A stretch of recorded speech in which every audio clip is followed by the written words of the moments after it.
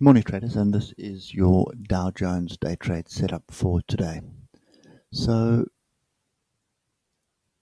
what can we say about yesterday? Tails the upside, tails the downside right now, lots of barbed wire, lots of indecision. Didn't really hit the level. I would have expected us to tag at least this level yesterday, which is 29,076. That's kind of what I was aiming for to get in for the long, and we didn't get there.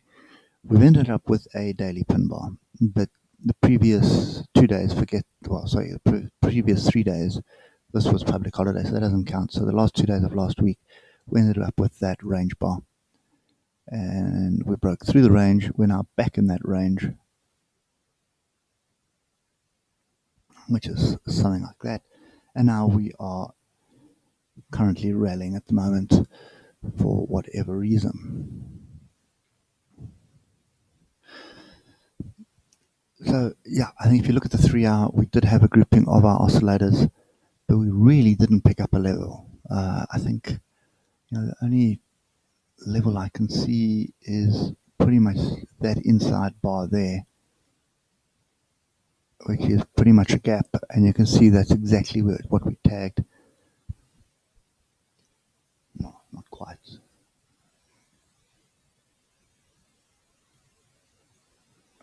Spot on it. But it's not saying, I mean, normally those levels are tagged, but then you get another move down to the bigger level, which is what I would expect.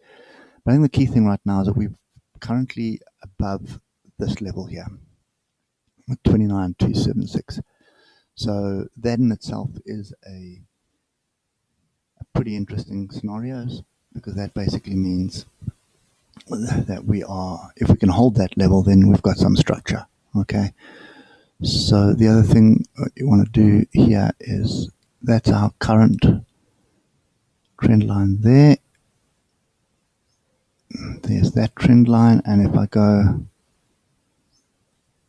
to something like that, you'll see the channel, not very tidy, but that is a channel. We're off the bottom of channel. So you'd almost expect the top gap to close and then another move to the downside, because the bigger trend is currently to the downside.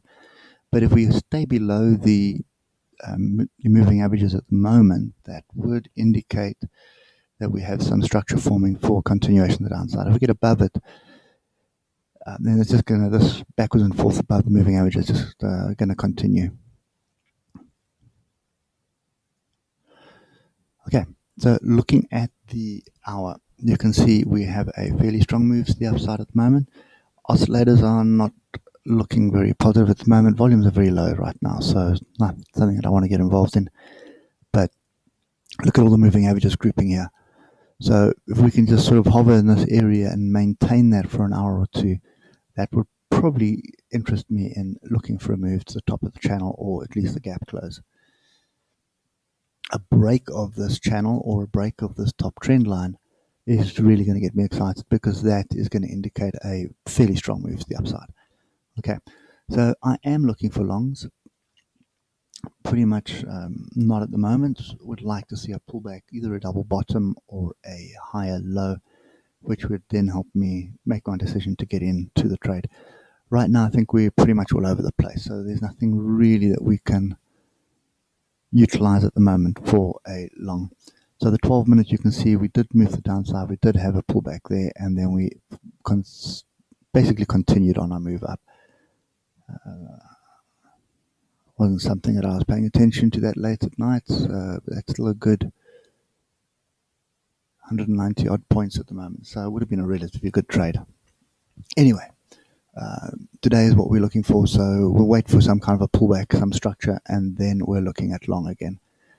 If we just look at the Ichimoku quickly, so obviously yesterday was down, then we had to break the upside, which you'd have been forgiven thinking that you're going to get a move to the upside, and you've got that wrong, and we moved to the downside. So we do have some bullish price action here on Ichimoku. If you look at the hour, we've just had a crossover now of Kijisen and Tikinson. Trigger span is just in price, so that's the first bullish signal. So I would expect some kind of a move to the downside.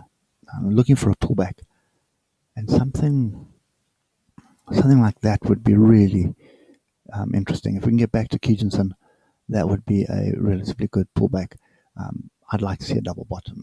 That would be a better pullback, or a 61.8 retracement down here somewhere.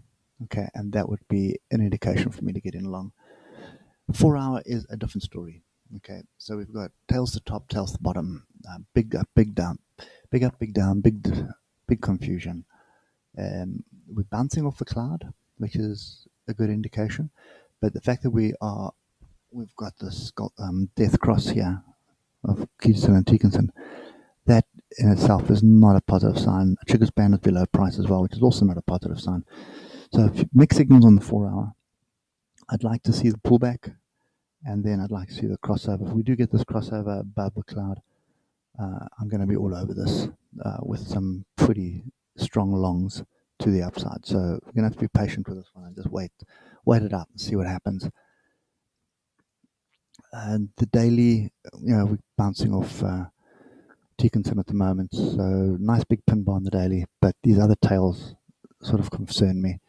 And the other thing on the 4 hours, we did end up with this pin bar here. So this could very well be the structure that I'm looking for. Now, if I take out the public holiday data and do that, okay, and then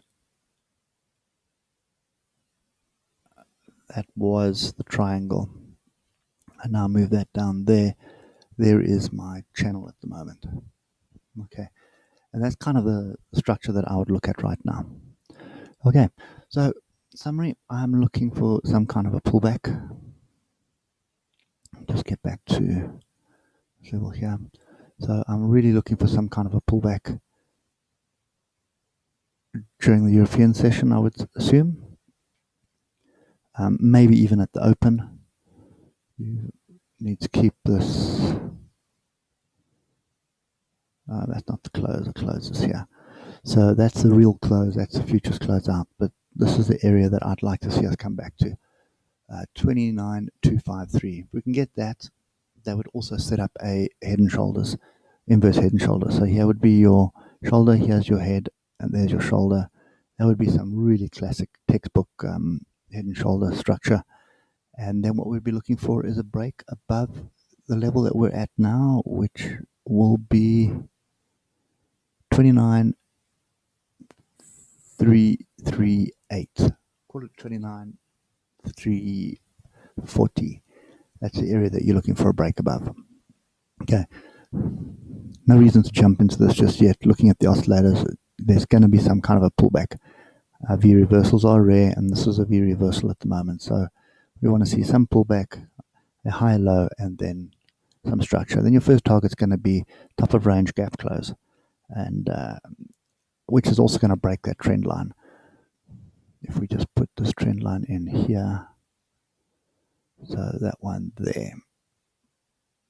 Well, I suppose that one's broken already. That one's broken, but then you have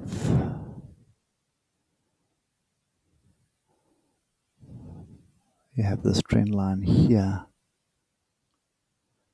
which was the first two fractals, and we're pretty close to that at the moment. So yeah, I think everything's boding well for a long. You want to see a bounce off this trend line back to test this trend line, possibly just dip below it, touch this level here, and that's your entry long.